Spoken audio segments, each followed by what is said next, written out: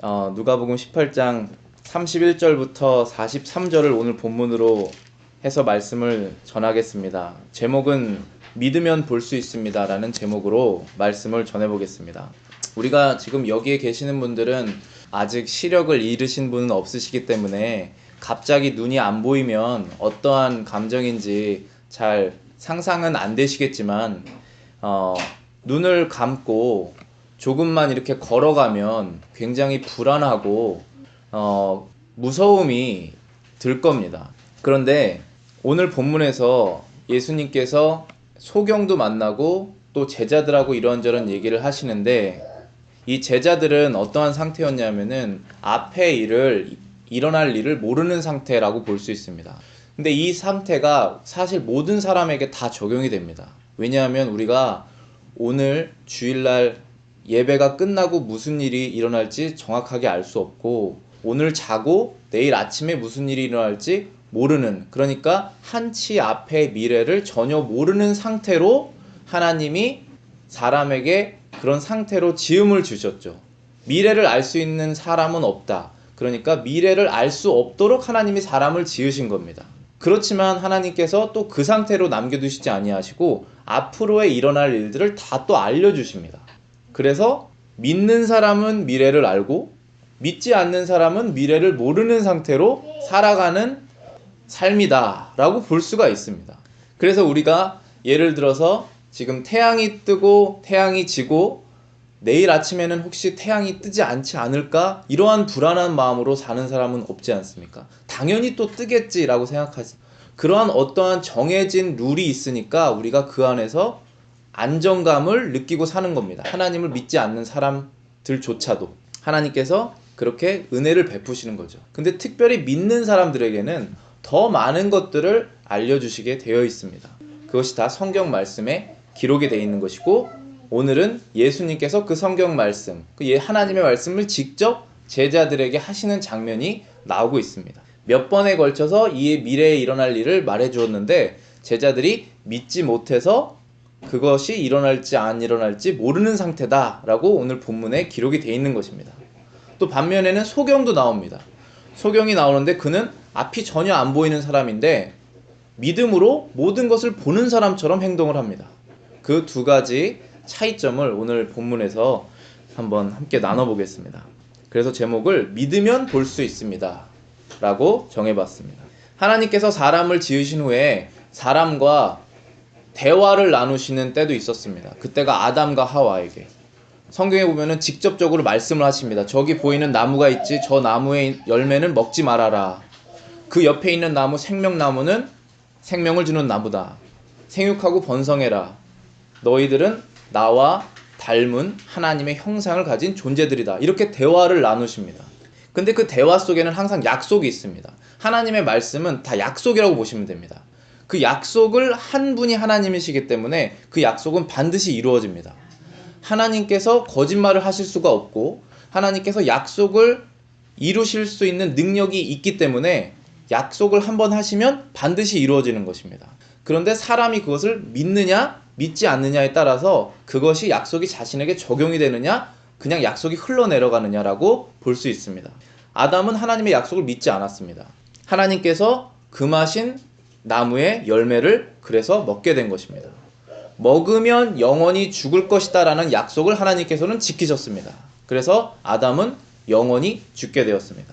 영원히 죽는다는 것은 사실 이해하기 어려운 개념입니다. 왜냐하면 죽으면 모든 것이 끝난다라고 생각하는 것이 세상 사람들이기 때문에, 이 삶의 기억도 사라지고 그 후에 어떠한 것도 없을 것이다 라고 생각하는 것이 사람의 생각이기 때문에 죽으면 죽었지 영원한 죽음은 무엇이냐라는 것입니다. 그렇지만 하나님께서는 그 죽음의 비참한 상태가 영원히 지속될 것이다 라는 약속을 하신 것입니다. 그래서 아담은 몸으로 죽고 지옥에서 영원히 죽어야 되는, 계속 죽음이 지속이 돼야 되는 상황이 될 것이다 라고 약속하신 것입니다. 하나님의 약속은 반드시 이루어집니다. 그런데 하나님께서 아담과 그리고 아담에게 속한 모든 사람들이 영원히 죽어야 되는 그러한 상태에 두지 않으시고 하나님께서 사람을 사랑하시기 때문에 구원자를 약속하신 것입니다. 그게 두 번째 약속입니다. 첫 번째는 법을 지키지 않으면, 하나님을 의심하면 하나님을 가장 영화롭게 두지 않으면 영원히 죽을 것이다 라는 약속과, 두 번째는 너희가 아무것도 한 것 없지만, 오늘 기도 말씀대로 공로, 우리가 하나님께 일한 것 없지만 아예 없지만 믿으면, 구원자를 믿으면 구원을 주겠다라고 약속하신 것이 두 번째 약속입니다. 하나님께서 약속하신 것은 또 이루어집니다. 그래서 하나님께서 아담에게 어떠한 약속을 하셨냐면 그것이 구원자의 약속인데, 구약 전체가 구원자의 약속입니다. 그런데 가장 첫 번째 구원자의 약속이 언제 있었냐라고 보면 대부분 모든 신학자들은 다 창세기 3장 15절로 갑니다. 창세기 3장 15절에 뭐라고 그랬냐면, 내가 너로 여자와 원수가 되게 하고 너의 후손도 여자의 후손과 원수가 되게 할 것이다. 여기서 너라고 말한 것은 마귀이고 여자의 후손이라고 하는 것은 예수님을 말하는 것입니다. 근데 그 둘의 관계가 원수라고 말씀하셨고, 그 상관성이 이렇게 말씀하십니다. 여자의 후손은 내 머리를 상하게 할 것이다. 여자의 후손, 여자의 몸에서 나실 구원자가 그 머리를 상하게 할 것이다 라고 말씀하십니다. 머리란 우리 몸의 제일 꼭대기에 달려있고, 우리가 머리가 상하면 사람은 죽습니다. 먹지 못하면 입도 머리에 달려있고 생각도 머리에 달려있기 때문에 모든 신경이 머리에 있어서 머리가 상하면 사람은 죽은 것입니다. 사람을 지옥에 가게 한 그 마귀의 머리를 여자의 후손에서 나실 그 구원자가 상하게 해서 마귀가 죽을 것이다 라고 약속을 하신 것입니다. 이게 창세기 3장 아담과 하와가 죄를 지은 후에 두 번째 약속을 바로 제시하신 것입니다. 그런데 하나님의 약속은 반드시 이루어지는데, 그럼 이 약속이 이루어졌느냐? 이루어졌습니다. 왜냐하면 예수님이 태어나셨기 때문에 그런 것입니다. 그래서 요한복음 1장 14절에는 말씀이 육신이 되었다라고 말했습니다. 그리고 그 육신, 그 사람이 어디에 있냐 하면 우리 가운데 거하신다라고 말씀하셨고, 우리가 그 영광을 보니 아버지의 독생자의 영광이다라고 하였습니다. 그리고 은혜와 진리가 충만하더라. 이러한 사람을 여러분 만나보신 적 있습니까? 그 사람을 봤더니 하나님의 영광이 보이고, 그 사람이 은혜밖에 없고 진리를 말하는 사람, 진리만 말하는 그러한 사람 주변에 있습니까? 오직 예수님만 이러한 분이시다라는 것입니다. 왜냐하면 그분이 하나님의 아들이시고 죄가 없으시며 죄가 없는 상태에서 죄인을 대신해서 죽으셔야 했던 그분이기 때문에 이 오직 예수님만이 죄가 없으신 분이라는 것입니다. 하나님의 약속, 두 번째 약속은 그래서 이루어지게 된 것입니다. 약속이라는 것, 이 말이라는 것은 참으로 추상적인 것입니다. 우리가 그냥 말을 하면 그냥 흘려서 지나갑니다. 우리가 약속을 하면 그렇게 한번 해볼게 라는 약속을 하지 않습니까? 그럼 그냥 어떨 때는 지나가 버립니다. 그러면 저도 있고 당사자도 있고, 그냥 약속이라는 것은 실제적이지 않을 수가 있습니다. 그런데 여기에서 뭐라고 그러셨냐면, 하나님의 말씀은 다 약속입니다. 말씀이 육신이 되었다. 그러니까 이 약속이라는 게 그냥 주고받는 말이 실제적인 것이 되었다라는 것입니다. 이 성경 말씀이 다 하나님의 약속인데, 이 약속이 실제인지 아닌지 어떻게 아느냐 했을 때 예수님을 알아야 알 수 있다는 것입니다. 왜냐하면 그분이 실제로 약속을 이루셨으니까. 하나님의 말씀이 사람의 몸으로 나오셨으니까 예수님을 모르고는 하나님의 약속을 믿을 수가 없는 것입니다. 그래서 우리는 예수님을 통해서만 하나님의 영광을 볼 수 있습니다. 역사라고 하는 것은 사람의 기록인데, 우리가 지금 2018년도에 살고 있습니다. 이 역사가 쭉 흘러왔습니다. 아담부터 지금까지 쭉 역사가 흘러왔는데, 모든 것이 우연인 것처럼 보이지만 우연은 하나도 없습니다. 다 하나님의 뜻대로 지금까지 역사가 흘러왔습니다. 하나님의 뜻이라고 하는 것은 하나님의 약속입니다. 하나님께서 약속하신 대로 역사가 흘러왔습니다. 근데 이 역사라는 것은 얼마나 신기한 것이냐면, 우리가 다 자기 중심적으로 살고 있지 않습니까? 우리의 뜻대로 살고 있지 않습니까? 그리고 세상에는 하나님을 믿지 않는 사람들도 자신의 뜻대로 막 여러 일들을 하고 있지 않습니까? 심지어 마귀는 아담과 하와가 선악과를 먹지 말아야 되는데 먹게 해버리지 않습니까? 마귀가 그렇게 세상 권세를 잡은 것처럼 보이는 상황, 그리고 사람들이 자기 마음대로 뜻대로 살아가고 있는 상황 속에서도 하나님께서 약속하신 것이 하나도 흔들림 없이 진행되어 왔다는 것입니다. 그래서 우리가 하나님을 믿는 것입니다. 그 역사책, 이 성경이 실제적으로 이루어졌기 때문에 우리가 하나님을 믿는 것입니다. 하나님의 두 번째 약속이 지금으로부터 약 2000년 전에 이루어졌습니다. 그것은 바로 예수님의 동정녀 탄생입니다. 그런데 우리가 약 2000년 전이라고 하는 이유는 지금이 2018년이고 아마 예수님께서 태어나신 것이 BC 3, 4년 전, BC 3, 4년 아니면 7년이라고 보는 사람도 있습니다. 그러니까 그때 즈음에 예수님께서 태어나신 것이고 예수님께서 십자가에서 죽으신 것을 주로 대부분 AD 30년으로 봅니다. 그러니까 앞으로 12년 정도 지나면은 정말로 2000년이 되는 예수님께서 십자가에서 죽으시고 부활하시고 다시 살으신 그 다음에 하늘로 올라가신 것을 제자들이 본 그 광경이 딱 2000년이 되는 해가 앞으로 한 12년 후 2030년이 된다는 것입니다. 역사는 우리가 믿든 안 믿든 실제적으로 쭉 이루어졌던 것입니다. 그리고 우리가 특별한 존재처럼 느끼고 있지만 우리는 그냥 역사의 한 부분일 뿐입니다.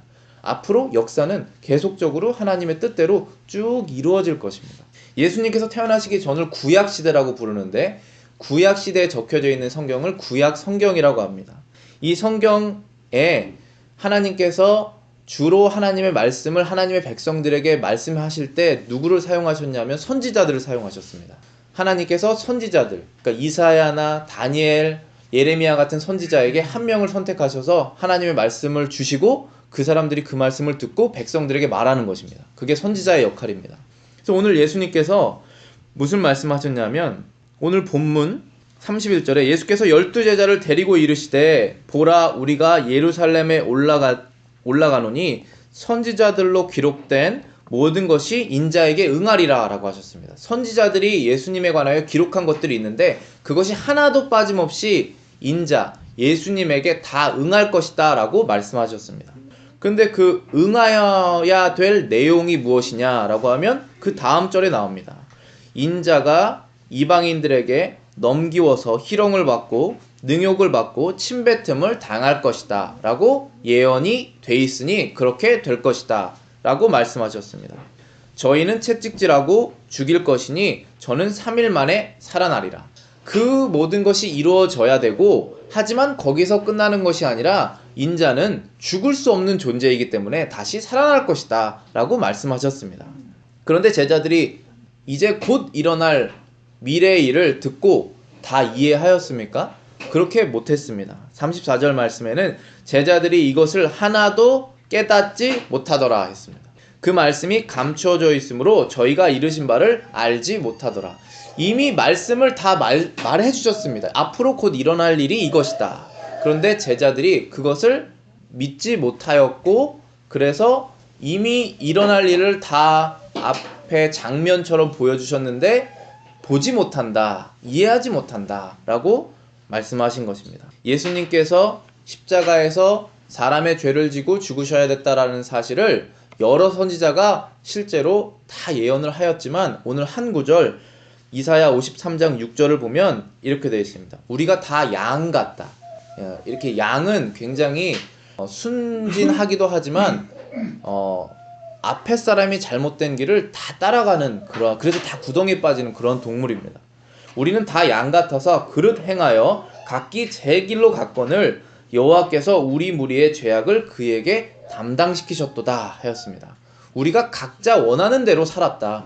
하나님을 생각하지 않고 내가 원하는 대로 다 살았다. 그런데 이 수많은 죄들을 한 명에게 시키실 것이다 라고 말씀하셨습니다. 우리의 무리의 죄악을 그에게 담당시키셨도다. 한 명을 말씀하셨습니다. 모두 선지자들이 메시아의 죽음을 말씀하시고 계십니다. 그 죽음에 대한 이유도 말씀하십니다. 그것은 죄악을 담당하셨다 라고 하셨습니다. 하나님의 아들이 담당하실 정도로 우리의 죄가 크다라는 것입니다. 하나님의 아들은 수많은 죄를 담당하실 정도로 영광스러운 분이시고 능력이 있으시다라는 말씀입니다.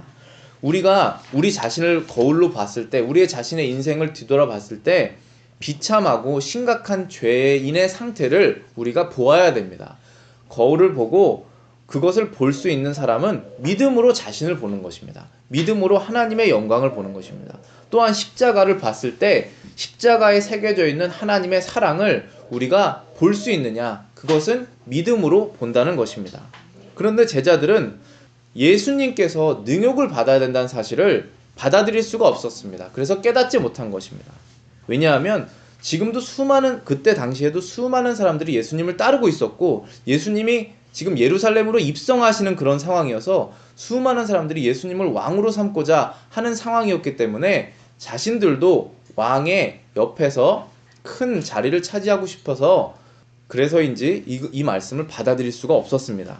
그래서 하나님의 말씀을 이해하지 못하였습니다. 또한 예수님께서 3일 만에 다시 살아날 것이라는 사실을 누차 말했는데 제자들은 그게 무슨 말인지 몰랐습니다. 왜냐하면 하나님이라고 해서 죽은 사람을 어떻게 살릴 수 있겠느냐라는 그러한 불신이 있었기 때문입니다. 그래서 제자들의 그러한 욕심과 의심으로 인하여서 하나님의 말씀을 믿음으로 받아들이지 못했고, 그래서 예수님이 말씀하신 사실을 이해하지 못했다라고 성경이 기록하고 있습니다. 우리는 하나님을 믿는데 하나님을 이해한다라고 말하진 않습니다. 왜냐하면 우리가 이해하는 선에서의 하나님이면 그는 신은 아닐 것입니다. 우리는 하나님을 이해하지 못합니다. 단지 하나님이 말씀하신 내용, 그 약속을 믿음으로 하나님을 알게 되는 것입니다. 제자들은 굉장히 두려웠습니다. 마치 앞이 안 보이는 소경처럼 앞일을 얘기를 받았는데도 앞이 안 보이는 것처럼 두려워했습니다. 그래서 예수님께서 이 얘기를 자꾸 해주시는 것입니다. 이제 곧 너희가 따르는 내가 잡혀서 죽을 것이다 라는 얘기를 계속 해주십니다. 왜냐하면 그 일이 일어났을 때 제자들이 당황하지 말라고 하시는 것입니다. 믿음을 버리지 말라고 하시는 것입니다. 하나님의 뜻이 안 이루어지고 있는 것이 아니다라는 것을 알려주시기 위해서 미리 말씀하시는 것입니다. 근데 이러한 얘기를 지금 우리에게도 성경을 보면 여러 번 하십니다. 예수님을 바로 믿으면 세상이 너희들을 싫어할 것이다. 왜냐하면 세상이 나를 싫어했기 때문에 너희가 진짜 나를 따르면 너희도 싫어할 것이다 라고 미리 말씀하십니다. 그래서 우리가 전도를 할 때 너희가 예수님을 믿으면은 인생이 형통할 것이다 라는 말씀도 있지만, 예수님을 바로 믿으면 세상과 적이 될 것이다. 그렇지만 너희가 쌓는 상급은 하늘에 있을 것이고 이 삶은 짧고 영원한 생명은 길다라는 말을 우리가 하는 것입니다. 왜냐하면 그것이 성경 말씀이기 때문입니다. 그런데 오히려 우리가 사람을 이끌기 위해서 오히려 이 고난에 대한 부분, 그리고 이 세상에 대한 부분, 세상의 축복에 대한 부분을 더 말하게 되면 오히려 신앙이 전해지지가 않게 되는 것을 발견하게 됩니다. 어쨌든 예수님께서는 제자들을 사랑하셔서 이 앞으로 일어날 일을 그대로 말씀해 주셨습니다. 하지만 제자들은 깨닫지 못하는 상태였습니다. 근데 오늘 후반부에 보면 진짜로 앞이 안 보이는 사람이 나옵니다. 근데 그 사람이 예수님을 불러 세웠습니다. 예수님이 급하게 예루살렘으로 가셔서 십자가에서 죽으시는 사역을 담당하셔야 되는데 예수님은 잠시 멈춰 서셨습니다. 오늘 본문 말씀 35절에 여리고에 가까이 오실 때 한 소경이 길가에 앉아 구걸하다가 무리의 진함을 듣고 이 무슨 일이냐고 물은데 저희가 나사렛 예수께서 지나신다 하니 소경이 외쳐가로되 다윗의 자손 예수여 나를 불쌍히 여기소서라고 크게 외쳤습니다. 그랬더니 사람들이 그를 꾸짖었습니다. 잠잠하라 라고 꾸짖었습니다. 그랬더니 그가 더욱 크게 소리질러서 다윗의 자손이여 나를 불쌍히 여기소서라고 크게 소리질렀습니다. 이 소경은 굉장히 은혜가 간절히 원했습니다. 간절히 은혜를 원하는 상태일 때 은혜가 즉각적으로 왔어야 되는데 오늘 본문에서는 그 은혜를 받지 못하도록 방해하는 사람들이 있었습니다. 예수님을 따르던 사람들입니다. 그 사람들이 오히려 그 소경에게 조용히 해라 라고 말했습니다. 왜 조용히 하라고 그랬을까요? 너 같은 거지, 앞이 보지 않는 장애인이 어떻게 귀한 예수님에게 가까이 갈 수 있느냐, 잠잠해라 라고 말하는 것입니다. 근데 이 세상 사람들의 말은 우리에게도 동일하게 적용됩니다. 왜냐하면 너희가 그렇게 믿는 영광스러운 하나님이 죄가 없으시다면 너희 그리스도인들도 죄가 없어야 될 것이 아니냐, 너희가 그렇게 세상 사람들처럼 죄가 많은데 어떻게 구원자 하나님께 나갈 수 있느냐라고 그렇게 우리를 유혹하고 우리의 은혜를 줄어들게 하는 것이 바로 세상의 이야기입니다. 그런데 그럴수록 우리는 더 하나님의 은혜를 간구해야 됩니다.